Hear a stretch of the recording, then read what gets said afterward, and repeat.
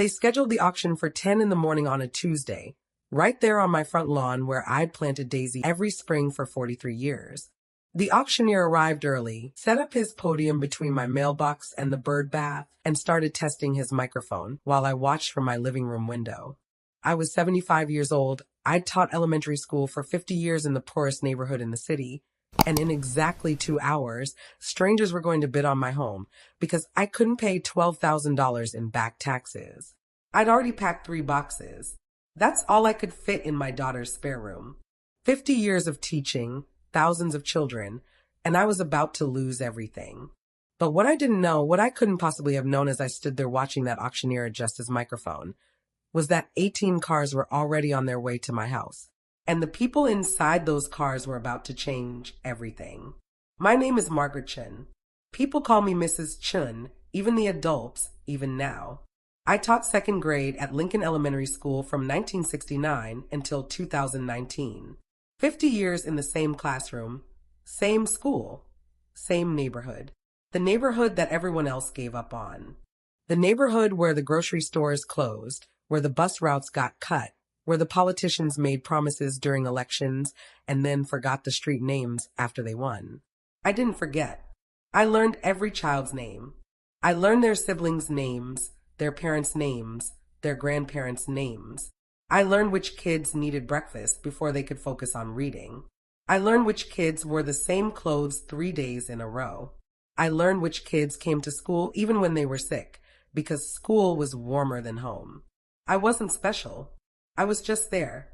50 years of just being there, showing up every single day, teaching reading and math and science, but mostly teaching kids that someone believed they mattered, that someone saw them, that someone thought they were worth the effort.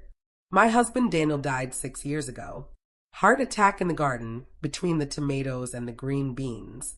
He was 69 years old. We'd been married 44 years. No life insurance. He'd cashed it out 3 years earlier when we needed money for his mother's nursing home. I told him to keep it. He said family comes first. That was Daniel. Always family first. After he died, things got tight. My teacher's pension wasn't much. $1,600 a month after 40 years of teaching. Health insurance ate up $600 of that. The mortgage payment was $500. That left me $500 for everything else. Food, utilities, property taxes, house repairs, medication. You do the math. Something had to give. I chose property taxes. I figured I'd catch up later. I figured I'd find a way. I didn't find a way. The taxes piled up. $12,000 over 3 years. Letters came in official envelopes. Warnings stamped in red ink. Final notices. I called the county office. A woman with a tired voice told me about payment plans, but even the payment plan required $3,000 up front. I didn't have $3,000.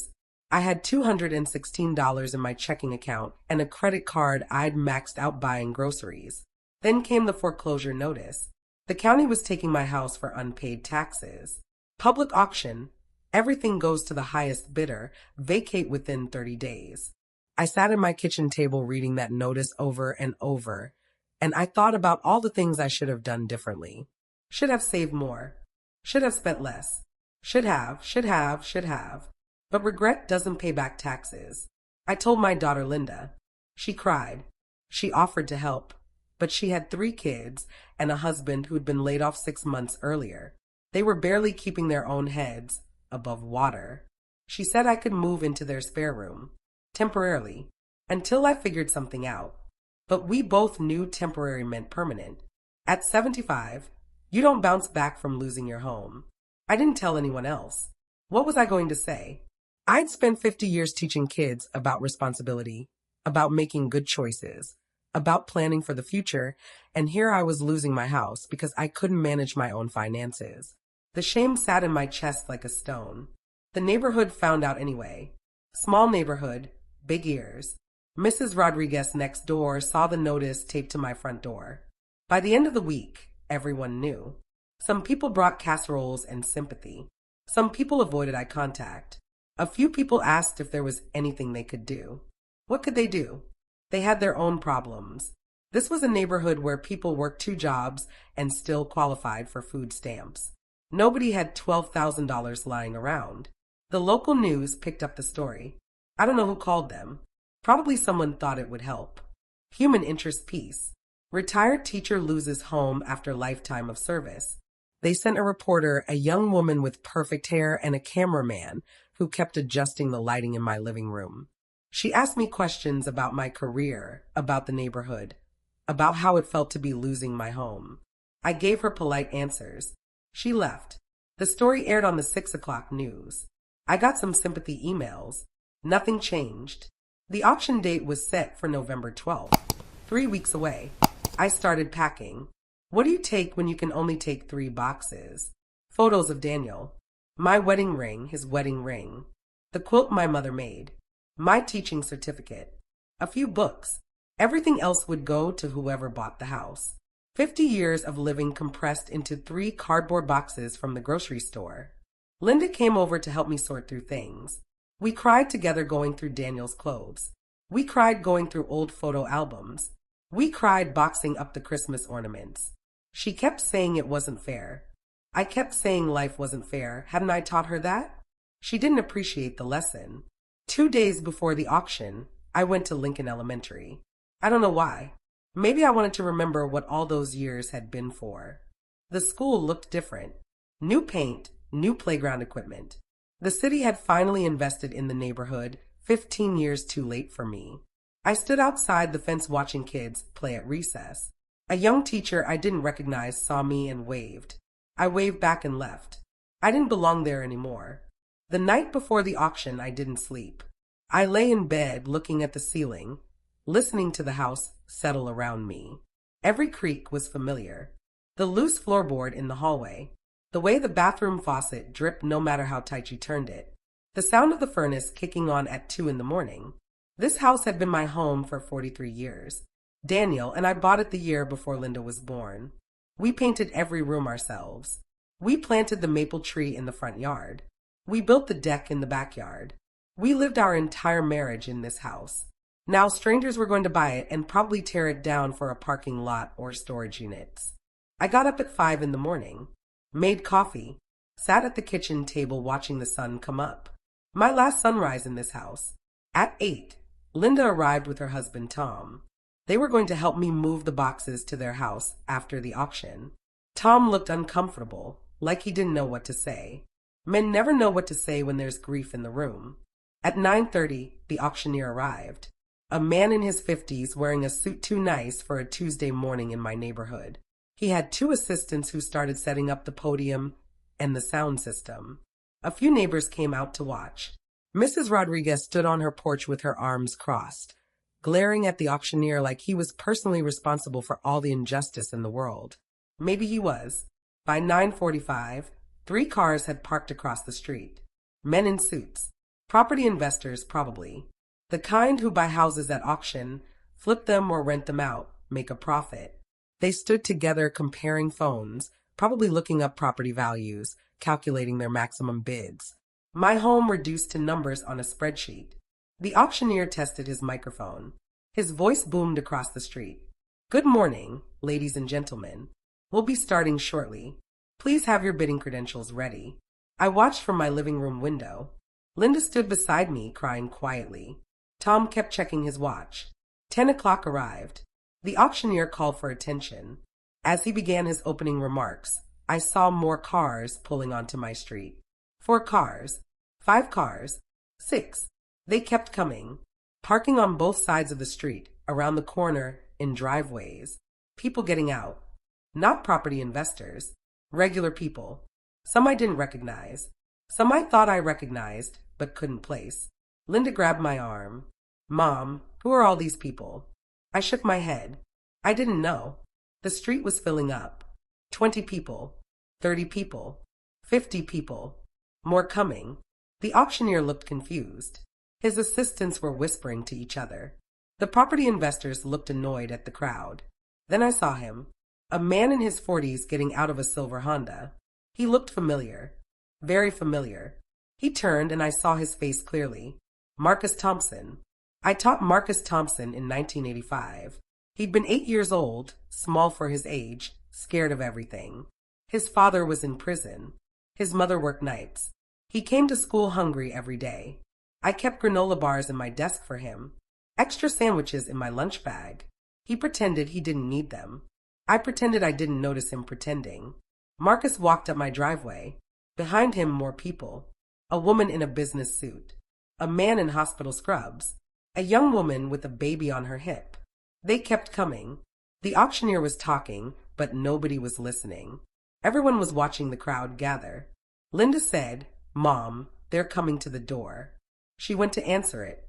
I stood frozen in the living room. Through the window, I could see the street was completely packed now. 70 people. 80 people. A news van pulled up. The same reporter who'd interviewed me 3 weeks ago jumped out with her cameraman. Marcus stepped inside my house. "Mrs. Chun," he said. His voice was deeper than I remembered, but his eyes were the same. Those scared 8-year-old eyes in a 40-something face. Behind him, 6 more people crowded into my entryway. A woman stepped forward. "Mrs. Chun, do you remember me? Sarah Williams?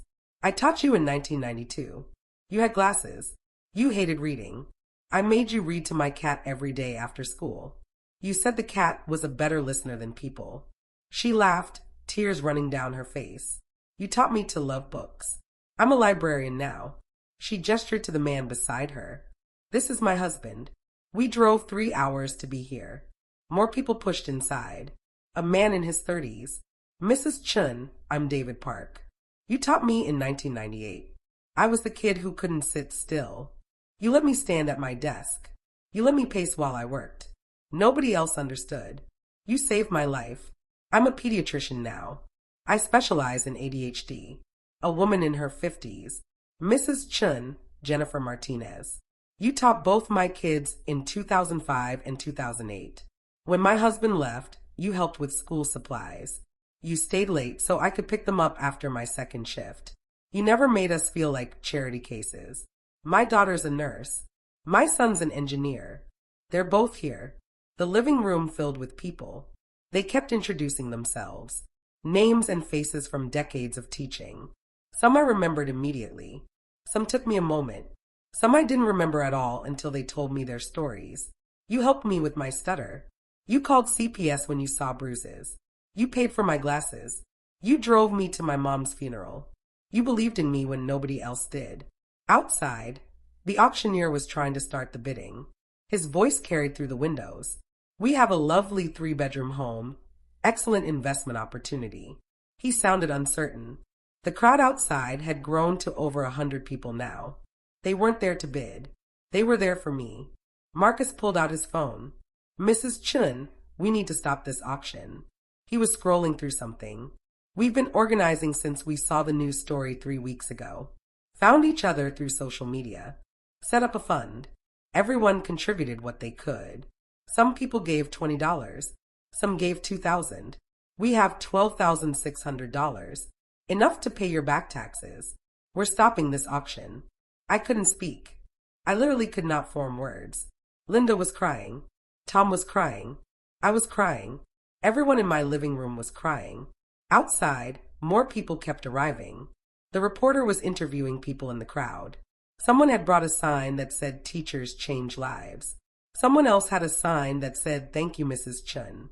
Marcus was on his phone calling someone. "Yes, this is Marcus Thompson. I'm here at 847 Maple Street. We're stopping the auction. We have payment for the back taxes." His voice was lawyer confident. I learned later he was a lawyer. The scared 8-year-old who ate my granola bars had grown up to be a civil rights attorney. The auctioneer stopped talking. He was on his phone too, presumably with the county office. The property investors looked angry, robbed of their opportunity. The neighbors looked stunned. Mrs. Rodriguez was openly weeping on her porch. A woman in her 60s pushed through the crowd into my house. "Mrs. Chun, I'm Patricia Hughes. You taught me in 1975. First year you taught. I was 7 years old. My mother had just died. I didn't speak for 6 months. You sat with me every day at lunch. You never forced me to talk. You just sat there. When I finally spoke again, you were the first person I spoke to." She took my hands. "I'm a social worker now. I work with trauma survivors. Everything I do, I do because you taught me that silent companionship can be healing. More stories, more faces. A police officer who said I'd convinced him to stay in school instead of joining a gang. A small business owner who said I'd taught her to read when everyone else had given up on her. A city councilman who said I'd inspired him to go into public service. A grandmother who said I'd taught her son, her daughter, and both her grandchildren. For generations of one family, all taught by me. The reporter pushed her way to my door with her cameraman. Mrs. Chun, can we talk to you? This is incredible. We're going live in 5 minutes. Can you tell us what's happening? I shook my head. I didn't know what was happening. I was surrounded by my past, by all these lives I'd touched without fully understanding I was touching them. You don't know, when you're teaching, what seeds you're planting. You don't know which kind word, which patient explanation, which moment of attention will be the thing that changes a child's trajectory. You just show up every day and do your best and hope some of it matters. Apparently, all of it mattered. Marcus finished his call. The county has agreed to accept payment and cancel the auction. We're wiring the money now. Mrs. Chun, your house is safe. The crowd outside erupted in cheers. People were hugging strangers. Mrs. Rodriguez collapsed onto her porch chair, hand over her heart. The property investors got back in their cars and left, disappointed. The auctioneer packed up his equipment, looking relieved he didn't have to sell a house to a mob of crying people. Linda hugged me so hard I couldn't breathe.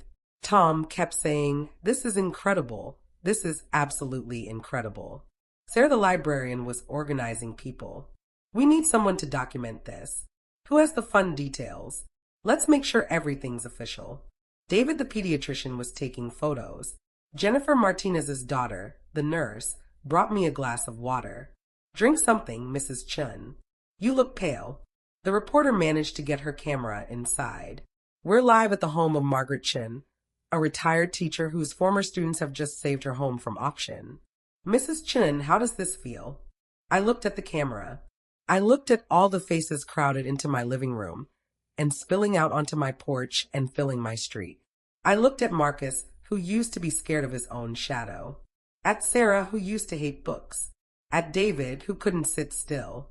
At Patricia, who didn't speak for 6 months. I said, I was just doing my job. That's all I ever did. Just my job. Marcus laughed. "Mrs. Chun, you did way more than your job. You changed lives. You saved lives. Look around. Everyone in this crowd is here because of you. Everyone here has a story about how you helped them. How you saw them when they were invisible to everyone else. How you believed in them when they didn't believe in themselves. You weren't just doing your job. You were doing something most people never do. You were paying attention to children who desperately needed someone to pay attention to them." A man stepped forward. "Mrs. Chun, I'm Robert Lawson. You taught me in 1977. I was the kid who couldn't read. You stayed after school with me every single day for 2 years. You never got frustrated. You never made me feel stupid. You just kept believing I could learn. I'm a high school English teacher now. I teach exactly the way you taught me. With patience. With belief. A woman in her 40s. Mrs. Chun, I'm Angela Brooks. You didn't just teach me. You saved me. 5th grade, my mom's boyfriend was hurting me. You noticed. You reported it. You testified at his trial. You visited me in foster care. You came to my high school graduation. You paid for my first semester of college. I'm a therapist now. I work with abused children. Every single child I help because you helped me first." The stories kept coming, each one more overwhelming than the last. A woman who said I'd helped her learn English when her family immigrated. A man who said I'd paid his lunch fees for an entire year when his family was homeless. A woman who said I'd been the first person to tell her she was smart. A man who said I'd gone to his father's funeral, even though it was summer vacation. I didn't remember all of it. I remembered some of it. The big moments, sure. But most of teaching is small moments. A kind word. A patient explanation. Staying 10 extra minutes. Bringing an extra sandwich. Noticing when a child is struggling. Noticing when a child is succeeding. Just noticing. Just being present. Just caring. Outside, someone started organizing the crowd. Speech. Speech. They wanted me to speak. Marcus helped me to the porch. My knees were shaking. I looked out at over 100 faces. Some old, some young, some I knew, some I didn't. All of them here because 50 years ago, or 40 years ago, or 20 years ago, or 10 years ago, I'd been their second grade teacher. I don't know what to say. I started. My voice cracked. I taught because I loved teaching. I taught because I love kids. I taught because someone had to teach in neighborhoods where the schools were underfunded and the teachers were overworked and the kids came to school with problems bigger than math and reading. I taught because if I didn't, who would? I wasn't special. I was just there, just showing up every day, just trying my best. You were special to us, someone shouted from the crowd. You saved my life, someone else called out. We wouldn't be who we are without you. The voices overlapped, a chorus of gratitude I didn't know how to receive. The reporter was crying. Her cameraman was crying. My mailman had stopped his route to watch, and he was crying. Even the auctioneer, loading his equipment into his van, looked teary. Marcus put his arm around my shoulders. Mrs. Chun, we have something else for you. He gestured, and people started bringing things to the porch. Gift bags, envelopes, boxes. What is this? I asked. It's not just the taxes, he said. We raised more than 12,000. We raised 31,000. The extra 19,000 is for you. For repairs, for bills, for whatever you need. You spent 50 years taking care of us. Now we're taking care of you. I sat down on my porch steps because my legs wouldn't hold me anymore. Linda sat beside me, holding my hand. Tom stood behind us, hand on my shoulder. People kept adding to the pile of gifts. Cards with handwritten notes, photos of people with their own kids, a scrapbook someone had made filled with memories of my classroom, a plaque that said world's best teacher, obviously purchased in haste from a gift shop, but given with absolute sincerity. A young woman approached, maybe mid-20s. Mrs. Chin, you don't know me. I'm too young. You taught my mom in 1982. She died 5 years ago. Cancer. But before she died, she told me about you. She said you were the only teacher who ever made her feel smart. She said you changed her life. She made me promise that if I ever had a chance to thank you, I would. So thank you. Thank you for teaching my mom that she mattered. She handed me a photo of a woman I vaguely remembered. Dark hair, shy smile. Had her name been Rita? Rebecca? I couldn't remember. But she remembered me. And she told her daughter about me. And her daughter had driven here to thank me. This kept happening. People I'd taught bringing their children. People whose parents I'd taught. A man in his 70s who said I'd taught his daughter and 3 grandchildren. A woman who said her sister couldn't be here, but sent her love. A teenager who said his dad always talked about Mrs. Chun. The ripples of 50 years of teaching spreading further than I could have imagined. The news crew interviewed people in the crowd. Everyone had a story. The police officer described how I'd intervened when he was being recruited by gangs. The librarian explained how I'd fostered her love of reading.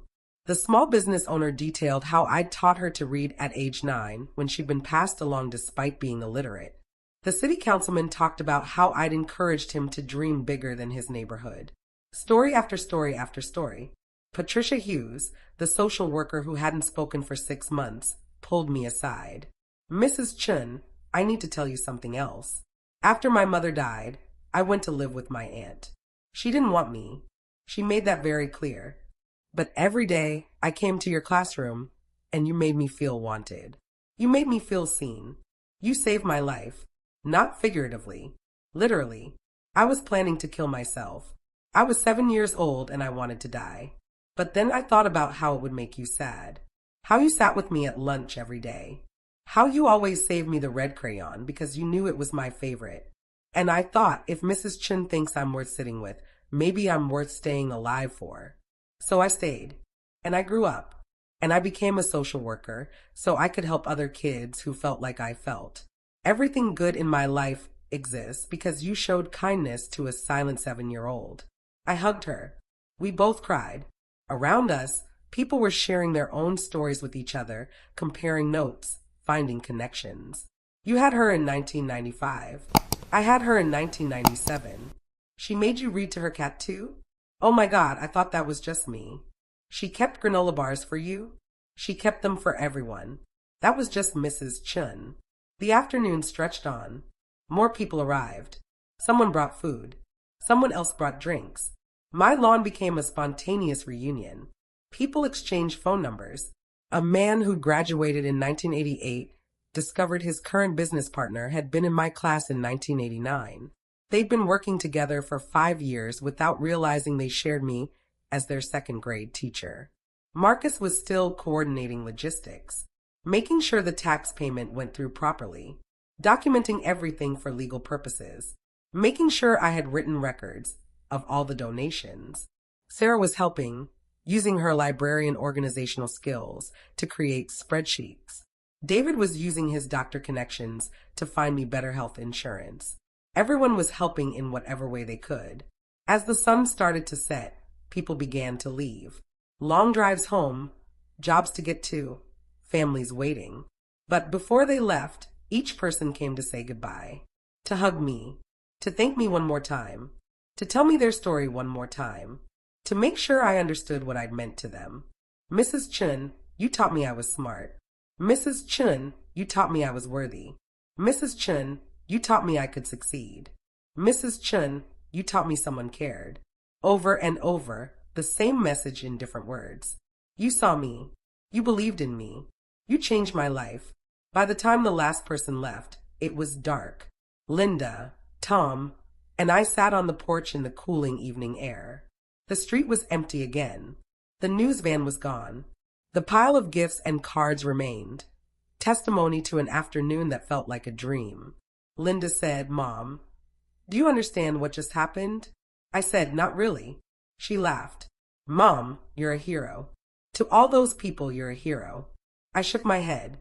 "I'm not a hero. I'm just a teacher." She said, "Mom, teaching is heroism.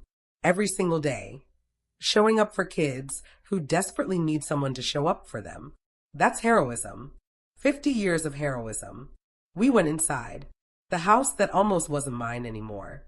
The house that was safe now because of people I'd taught decades ago. I looked at the photos on the mantle. Me and Daniel. Linda as a baby. Christmases and birthdays and ordinary moments. This house held my life, and now it would continue to hold it because of children who'd grown into adults who remembered a teacher who'd simply tried her best. That night, I couldn't sleep again. But this time it wasn't from anxiety. It was from disbelief. I kept replaying the day.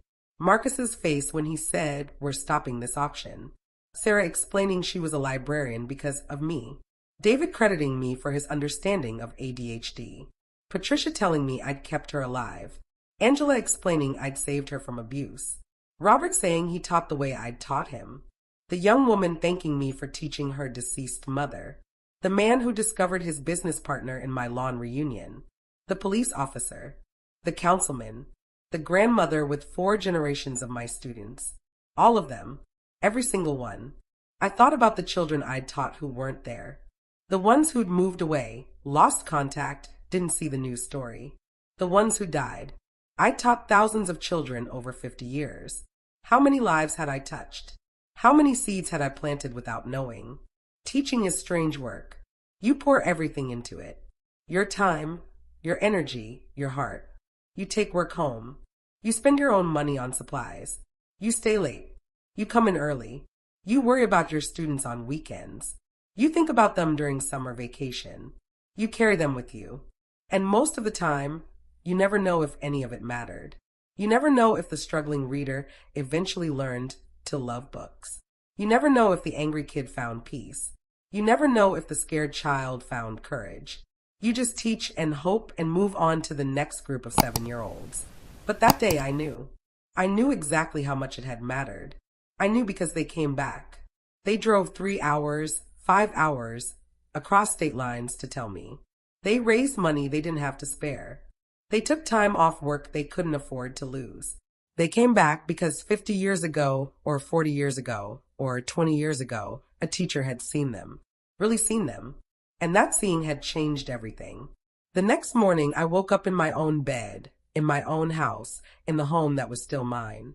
Linda had stayed overnight, not wanting to leave me alone. She was already up, making coffee in my kitchen. Tom was on the porch bringing in the pile of gifts and cards people had left. We spent the day going through them. Cards from people I remembered clearly.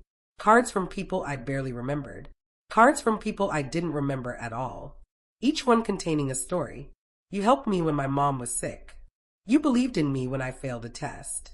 You made me feel safe. You taught me to love learning. You were the first person who was kind to me.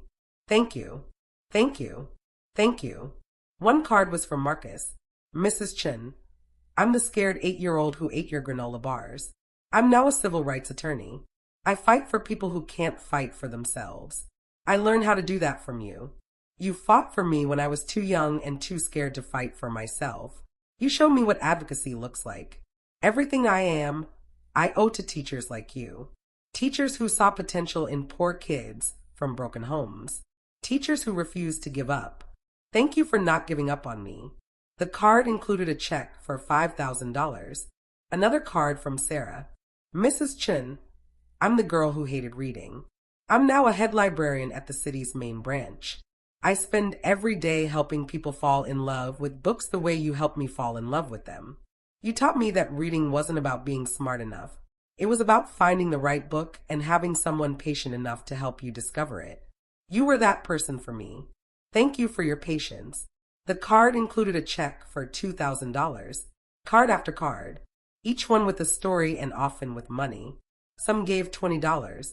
Some gave $100. Some gave $1,000. People giving what they could afford and sometimes more than they could afford because I'd given them something priceless. I'd given them my time, my attention, my belief that they mattered. Tom tallied it all up. $31,000, exactly as Marcus had said. $12,600 for the back taxes. $18,400 for me. I tried to refuse it. Linda wouldn't let me. Mom, accept it. Accept that you made a difference. Accept that people want to help you the way you help them. Accept grace. I wasn't good at accepting grace. I was good at giving it. Accepting was harder. Over the next few weeks, more cards and letters arrived. People who hadn't been able to come to the house but had seen the news coverage. A woman from California who'd moved away 30 years ago but still remembered me. A man from Texas who said I'd been his favorite teacher. A woman from Florida who'd tracked down my address through Facebook. All of them saying the same thing. Thank you. You mattered. You changed my life. The local news did a follow-up story. Retired teachers saved by former students. They interviewed Marcus, Sarah, David, and several others, each person describing how I'd impacted their life. The story went viral. National news picked it up. Suddenly I was getting letters from across the country, from teachers saying I'd inspired them, from parents thanking me for teachers like me, from students saying they hoped they'd have a teacher like me someday. A publisher contacted me, wanted me to write a book about my 50 years of teaching. I said no. I wasn't a writer. I was a teacher. They said, that's exactly why you should write it. So other teachers know their work matters. So other people understand what teachers do. I thought about it. Maybe. The school district reached out. Wanted to honor me at a board meeting. Wanted to rename a school after me. I said no to the renaming. That seemed excessive. But I agreed to the board meeting. They gave me a plaque. The superintendent made a speech about dedication and service. Several of my former students who were now teachers in the district spoke. The audience gave me a standing ovation. I cried through the whole thing. Lincoln Elementary invited me back. The new principal wanted me to talk to current teachers. Wanted me to share my philosophy, my methods, my secrets. I didn't have secrets. I just had time and attention and genuine care. But I went. I stood in the same teacher's lounge where I'd spent 50 years eating lunch. I looked at young teachers barely out of college, trying to figure out how to reach kids who came to school hungry and tired and traumatized. I told them what I knew.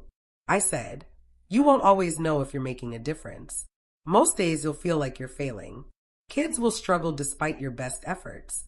Kids will misbehave despite your clearest expectations. Kids will seem unreachable no matter how hard you reach. But keep teaching anyway. Keep showing up anyway. Keep trying anyway. Because somewhere in that classroom is a kid who desperately needs you to not give up. A kid whose life will be completely different because you were patient when everyone else was impatient, because you believed when everyone else doubted, because you saw them when everyone else looked away. You won't know which kid it is. You won't know when the breakthrough will come. You won't know if it happens this year or 20 years from now. But it will happen. And it will matter. And years from now, that kid will remember you. Will thank you. Will tell their own kids about the teacher who changed their life. So keep teaching. Keep believing. Keep showing up. Because you're not just teaching math and reading. You're teaching children that they matter. And that's the most important lesson of all. The young teachers listened. Some looked skeptical. Some looked hopeful. Some looked exhausted already, and it was only October. I understood all of it. Teaching is the hardest job there is. 50 years, and it never got easier. But it was always worth it. I asked if anyone had questions. A young woman raised her hand. She looked about 25. Fresh out of college, probably. She said, "Mrs. Chun, how did you not burn out? 50 years in the same school, same neighborhood. How did you keep going?" I thought about it. I said, "I almost quit about 1,000 times. Years when I was so tired I couldn't see straight. Years when the budget cuts were so bad I was buying supplies with my own money and couldn't afford to. Years when I had students with problems so big I didn't know how to help them. Years when I felt like I was failing every single day. But then I'd have a moment. A kid would finally understand fractions. A kid would smile for the first time all year. A kid would hug me and say thank you. And that moment would carry me through the next hard stretch. Teaching isn't about never wanting to quit. It's about finding reasons to stay. And there are always reasons to stay if you look for them." Another teacher asked, "What do you do when you feel like you're not reaching a student?" I said, "Keep trying different approaches. Some kids need firmness. Some kids need gentleness. Some kids need humor. Some kids need quiet patience. Some kids need you to push them. Some kids need you to back off. You have to figure out what each kid needs and then give it to them. And if you can't figure it out, keep trying. Keep experimenting. Keep caring. Eventually you'll find something that works. And if you don't, at least that kid will know you tried. That you didn't give up on them. Sometimes that's enough." A male teacher in his 30s said, "I've been teaching 5 years and I'm already exhausted. How did you do 50? I said, "Honestly, some years were survival." A male teacher in his 30s said, "I've been teaching 5 years and I'm already exhausted. How did you do 50? I said, "Honestly, some years were survival mode.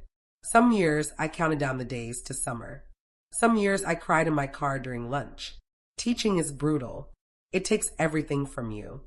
But here's the thing, you're exhausted because you care. If you didn't care, it would be easy. The fact that you're tired means you're doing it right. You're investing yourself. You're giving everything. That's what good teachers do. And yes, it's exhausting. So take care of yourself. Take your sick days. Leave work at work when you can. Find support. Find other teachers who understand. Don't try to save everyone by yourself.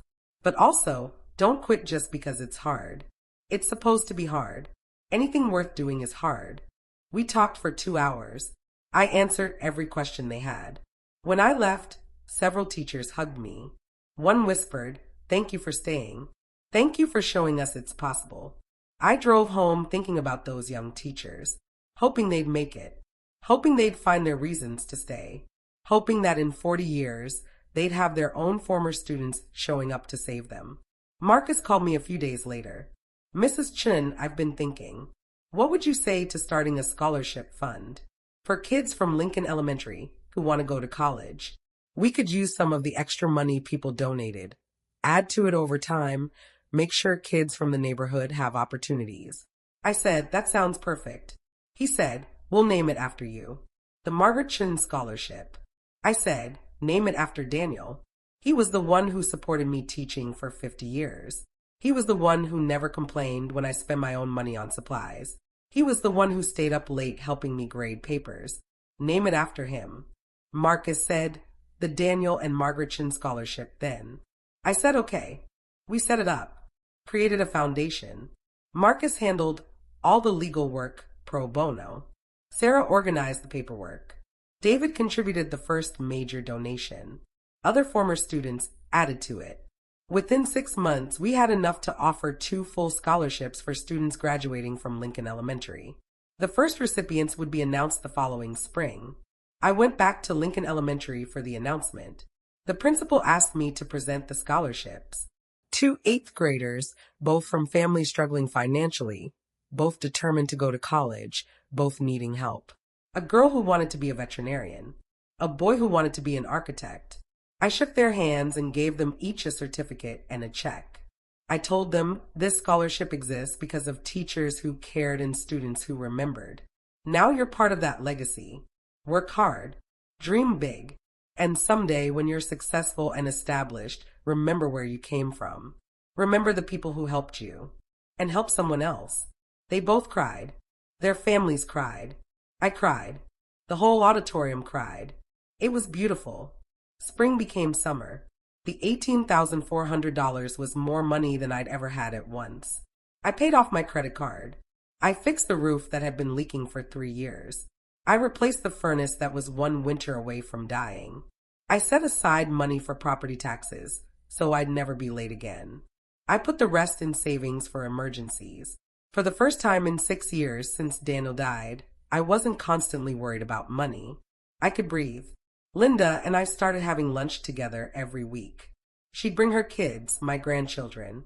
We'd eat sandwiches in my backyard under the maple tree Daniel and I had planted 40 years ago. The kids would play. Linda and I would talk.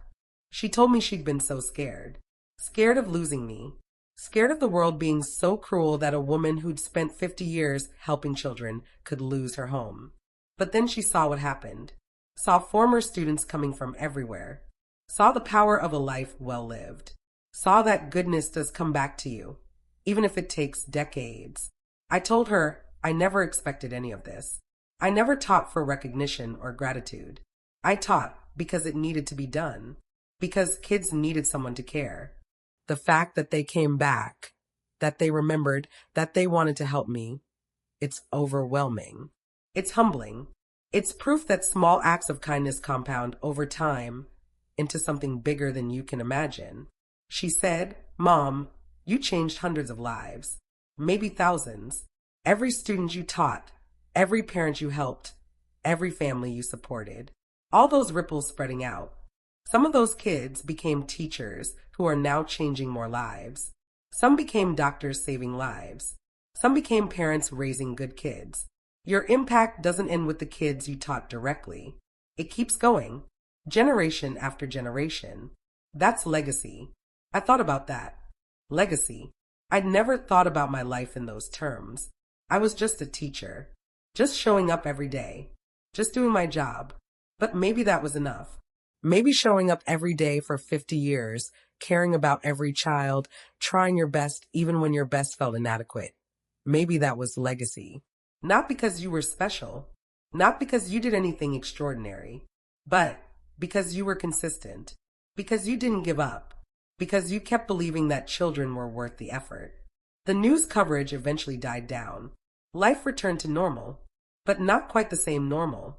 I still lived in my house, same as before.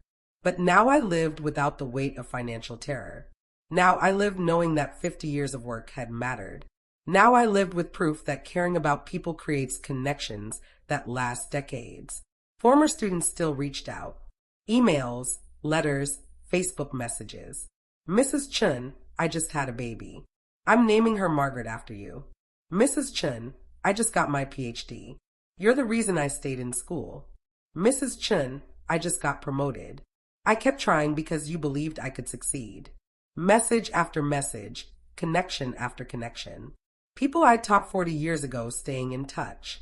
People I barely remember telling me I'd changed their lives. One letter came from a woman named Teresa. "Mrs. Chun, you taught me in 1983. I was 8 years old. My parents were both addicts. I came to school dirty and hungry every day. You washed my clothes in the school sink. You fed me breakfast from your own lunch.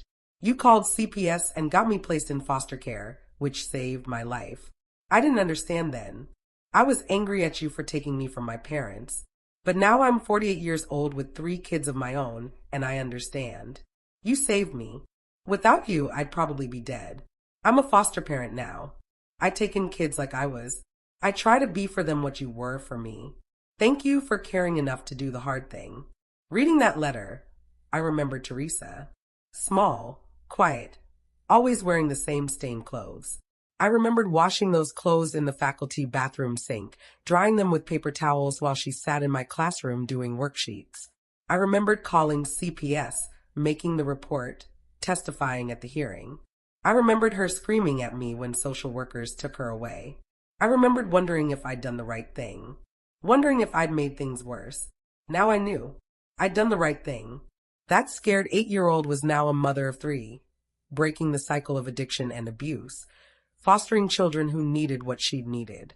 The hard decision I'd made 40 years ago had created all of that, had saved her life, and was now saving other lives. Teaching is full of those moments. The moments where you don't know if you're helping or hurting. The moments where you make your best guess and hope it's right. The moments where you do what needs to be done even though it's painful. And then decades later, if you're lucky, you find out it mattered. You find out you were right. You find out that difficult choice saved someone. I kept that letter. Kept all the letters. Started a box of them. Physical proof that my life had meant something. That 50 years in the same classroom in the same poor neighborhood had created change that rippled far beyond what I could see. On November 12th, 1 year after the auction that never happened, Marcus organized a reunion. Not at my house this time. At Lincoln Elementary. In the gymnasium where I'd supervised countless assemblies and field days and talent shows. He'd reached out to everyone who'd come to the auction, plus everyone else he could find. Over 200 people showed up. The gymnasium was decorated with student artwork, current students and former students. A banner saying, "Thank you, Mrs. Chun." Tables with photo albums from my 50 years of teaching.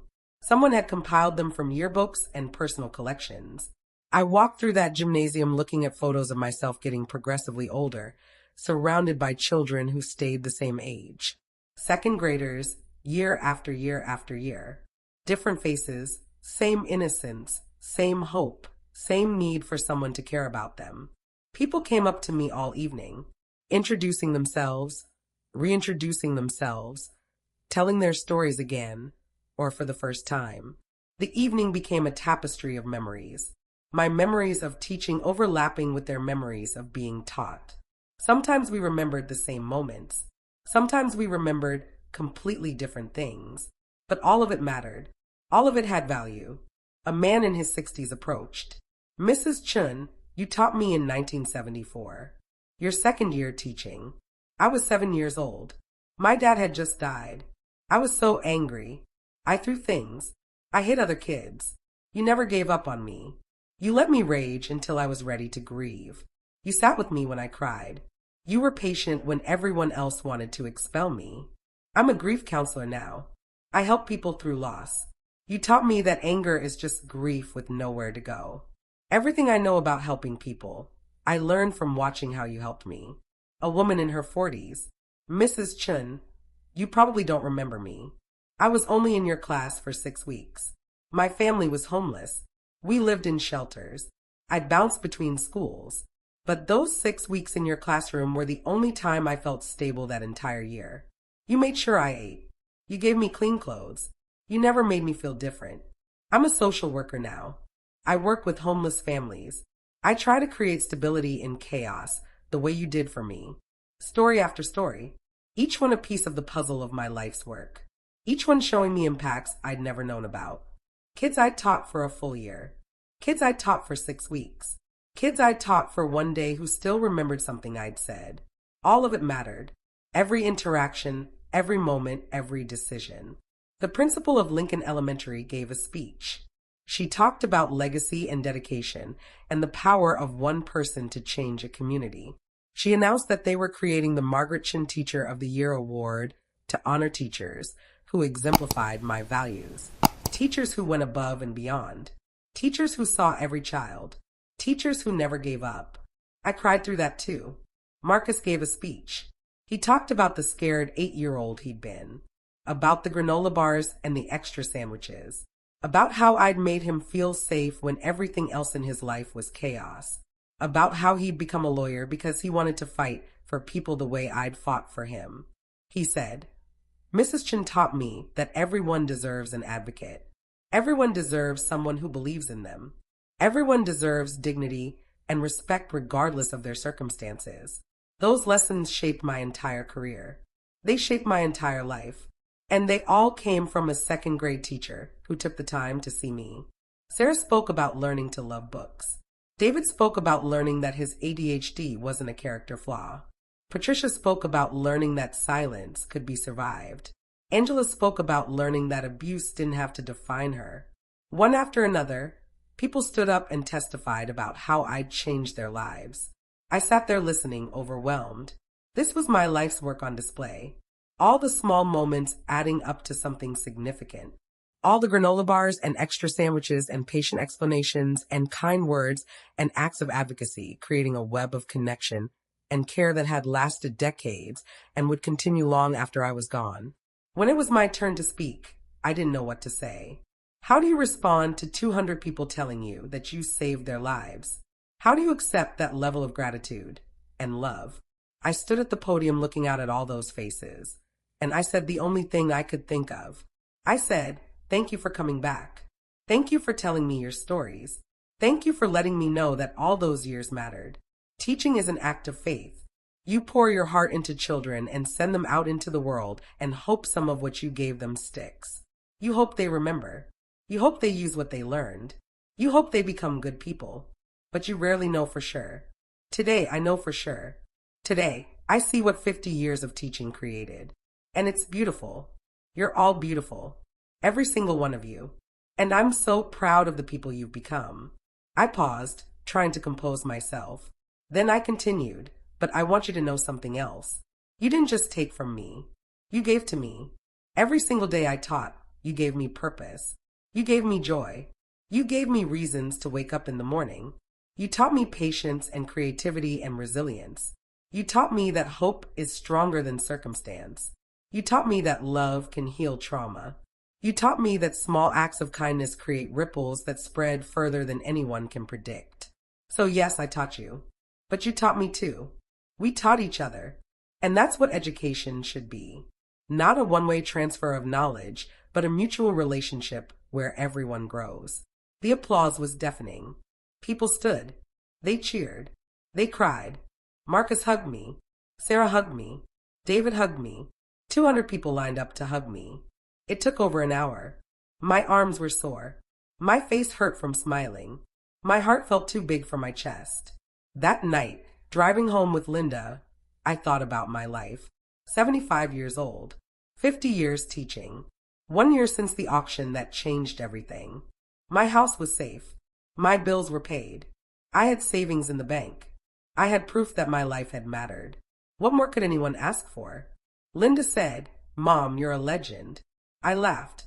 I said, "I'm just a teacher." She said, "Exactly." The scholarship fund grew. More former students contributed. By the second year, we could offer 4 scholarships. By the 5th year, 8 scholarships. Kids from Lincoln Elementary going to college who otherwise couldn't afford it. All because of a fund created by former students who'd been helped by a teacher who'd refused to give up on them.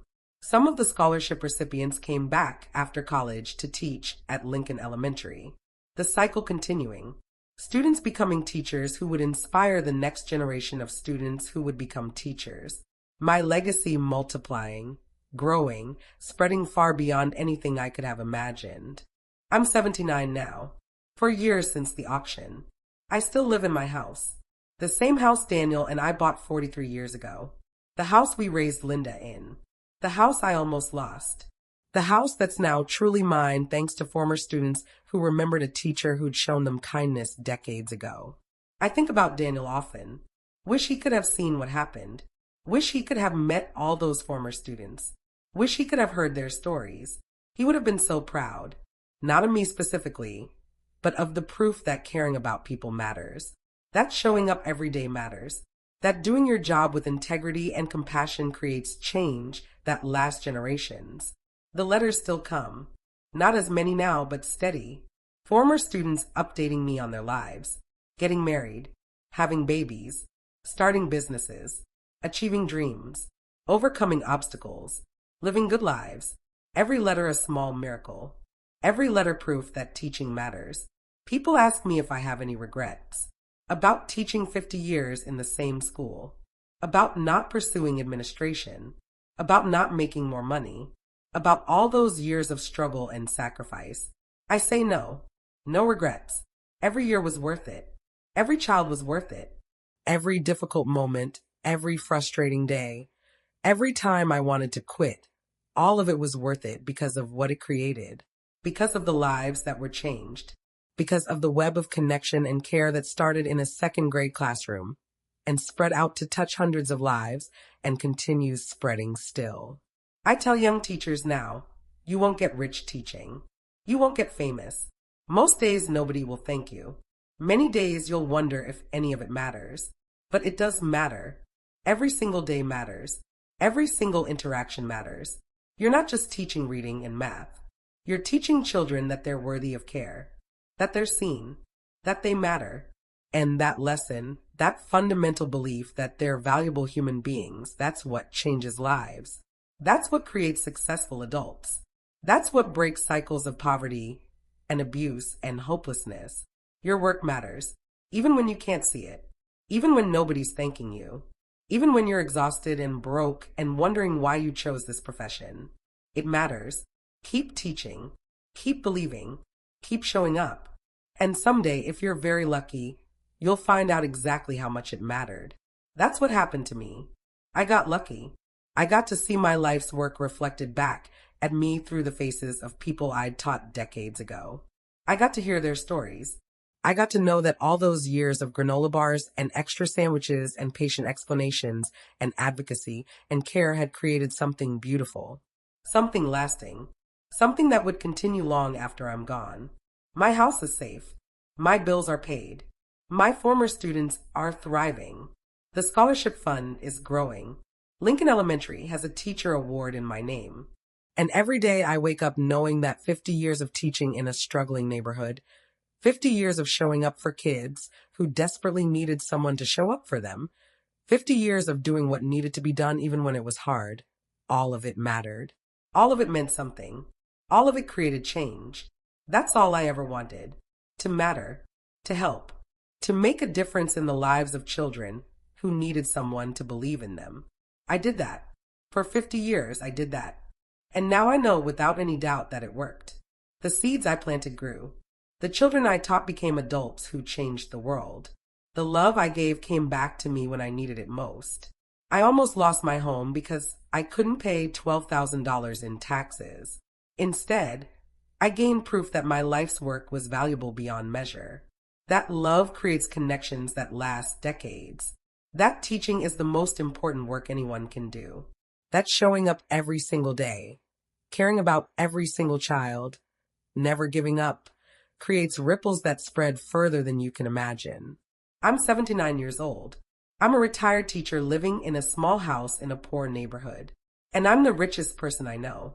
Not because of money, though I have enough now, but because I'm surrounded by love, by gratitude, by proof that 50 years of caring about children created a legacy that will outlive me, by former students who came back to save me because I'd once saved them. They showed up when I needed them most, just like I showed up for them when they needed me most. That's what community is. That's what family is. Not blood, but care. Not obligation, but choice. Choosing to show up. Choosing to help. Choosing to remember. Choosing to give back. My life could have ended differently. I could have lost my house. I could have spent my final years dependent on my daughter, living in her spare room, feeling like a burden. Instead, I'm here, in my home, independent, secure, surrounded by love and proof that my life mattered. All because of teaching. All because of 50 years of showing up for children who needed someone to show up for them. All because I never gave up, even when it was hard, even when I was tired, even when I wanted to quit. I kept teaching, kept caring, kept believing that every child was worth the effort. And now I know I was right. Every child was worth it. Every moment was worth it. Every sacrifice was worth it. Because look what it created. Look at Marcus the lawyer fighting for justice. Look at Sarah the librarian fostering love of reading.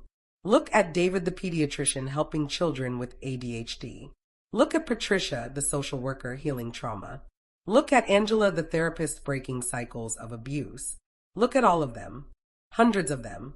All living good lives. All making the world better. All because a teacher cared enough to see them. That's my legacy. Not money. Not awards. Not recognition. But lives. Changed lives. Saved lives. Lives that are now changing and saving other lives. Ripples spreading out in every direction, creating waves of positive change that will continue long after I'm gone. I'm an old woman now.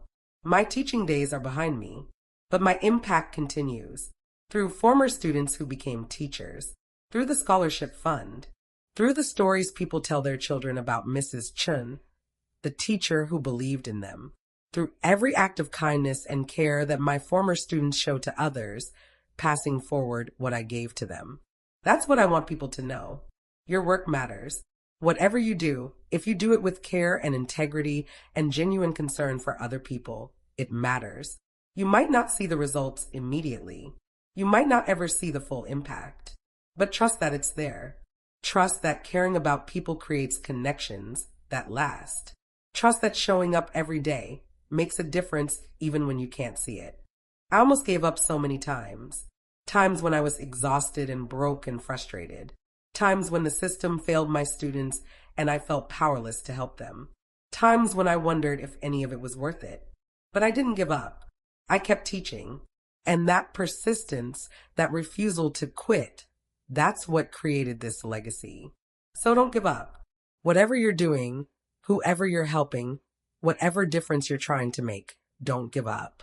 Keep showing up. Keep caring. Keep believing it matters. Because it does. Even when you can't see it. Even when nobody's thanking you. Even when you're tired and discouraged. It matters. And someday, if you're very lucky like I was, you'll get proof.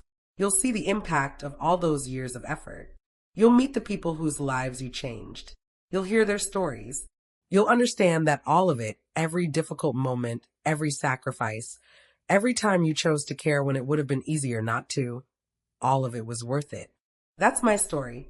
A teacher who almost lost everything and discovered she'd actually built something more valuable than property or possessions. She'd built connections. She'd changed lives. She'd created a legacy of care that would outlive her and continue spreading long into the future. And it all started with granola bars and extra sandwiches and patient explanations and genuine care for children who desperately needed someone to care about them. Small acts, repeated daily, for 50 years, creating something beautiful. That's the power of teaching. That's the power of caring. That's the power of showing up. Every single day, for decades, never giving up, never stopping believing that every child matters. That's what changes the world. One student at a time, one day at a time, one small act of kindness at a time. My name is Margaret Chin. I'm 79 years old. I taught second grade for 50 years, and I learned that love always comes back. Sometimes it takes decades. Sometimes it comes back when you need it most. But it always comes back. Thank you for listening to my story. And if you're a teacher, thank you for teaching. Thank you for showing up. Thank you for caring. Your work matters more than you know. Keep going. The world needs teachers like you. Children need teachers like you. And someday, those children will come back to thank you, to help you, to show you that all those years of effort created something beautiful that will last forever.